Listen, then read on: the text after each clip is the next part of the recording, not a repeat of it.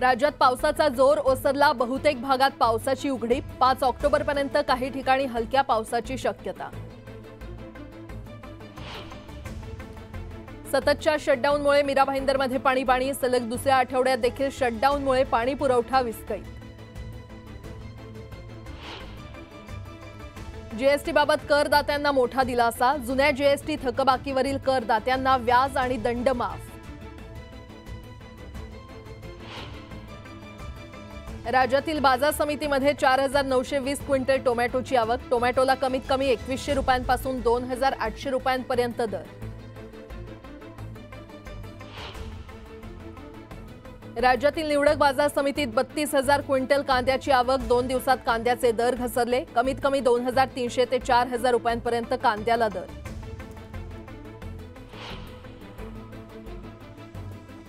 मुंबई कृषी उत्पन्न बाजार समितीत फळांची आवक घटली। आवक घटल्यामुळे फळांच्या दरांमध्ये मोठी वाढ।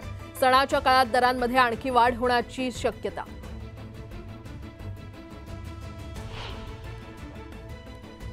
सोयाबीन आणि कापूस उत्पादक शेतकऱ्यांना आज मिळणार अनुदानाची रक्कम। उपमुख्यमंत्री अजित पवारांची घोषणा।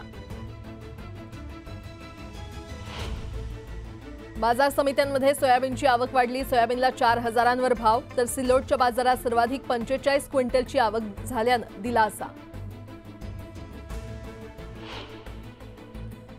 मुंबई महापालिकेत भ्रष्टाचाराच्या आरोपांखाली निलंबित 96 अधिकाऱ्यांची पुनर्बहाली। आरटीआय मधून माहिती समोर।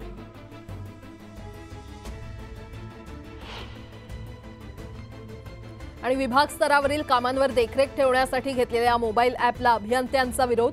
ॲप न वापरण्याचं संघटनेचं आवाहन।